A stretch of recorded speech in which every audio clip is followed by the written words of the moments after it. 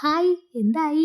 ഇന്നൊരു BC day ആണേ. രാവിലെ തൊട്ട് വൈകുന്നേരം വരെ നമുക്കിന്ന് കുറേ കാര്യങ്ങൾ ചെയ്തു തീർക്കാനുണ്ട്. പ്രിന്റ് എടുക്കാൻ പോണം, പോസ്റ്റ് ഓഫീസിൽ പോണം, കോളേജിൽ പോണം, പിന്നെ നമുക്കൊരു കൊറിയർ വന്നിട്ടുണ്ട് അത് വാങ്ങാൻ പോണം. മൊത്തത്തിൽ പറഞ്ഞാൽ നമുക്ക് വേണം നമ്മുടെ കാര്യങ്ങൾ ചെയ്യാൻ, നമ്മൾ മാത്രമല്ലേ ഉള്ളൂ. ഇവിടെയൊക്കെ ഒരു ദിവസം എങ്ങനെ പോകുന്നതെന്ന് പോലും എനിക്കറിയാൻ പാടില്ല. എന്താലേ ചിലപ്പോൾ ഞാൻ ആലോചിക്കും, നാട്ടിൽ നിങ്ങൾ കയറി പറഞ്ഞ വല്ല കാര്യം ഉണ്ടായിരുന്നു. അവിടെ പഠിച്ചുകൊണ്ടിരുന്നപ്പോൾ പഠിത്തം മാത്രം നോക്കിയാൽ മതിയായിരുന്നു.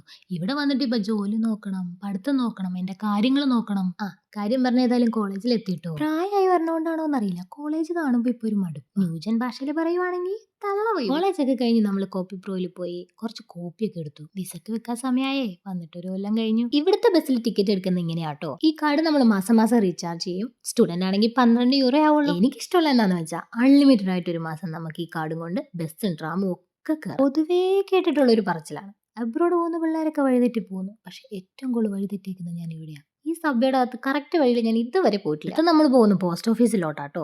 ഈ മോളിലാണ് പോസ്റ്റ് ഓഫീസ് ഉള്ളത്. അങ്ങനെ പോസ്റ്റ് ഓഫീസിൽ കൊണ്ടുപോയി നമ്മുടെ പേപ്പേഴ്സും ഡോക്യുമെന്റ്സ് ഒക്കെ നമ്മൾ സബ്മിറ്റ് ചെയ്തു. വന്ന പരിപാടി കഴിഞ്ഞപ്പോൾ നൈസായിട്ട് ഞാൻ നാട്ടിലിട്ടൊരു ലെറ്റർ അയക്കാൻ എത്ര രൂപയാവുന്നവരോട് ചോദിച്ചു. എനിക്ക് ഭയങ്കര ഇഷ്ടമാണ് ലെറ്റർ ഒക്കെ എഴുതാനും നാട്ടിലോട്ട് അയക്കാനും ഒക്കെ.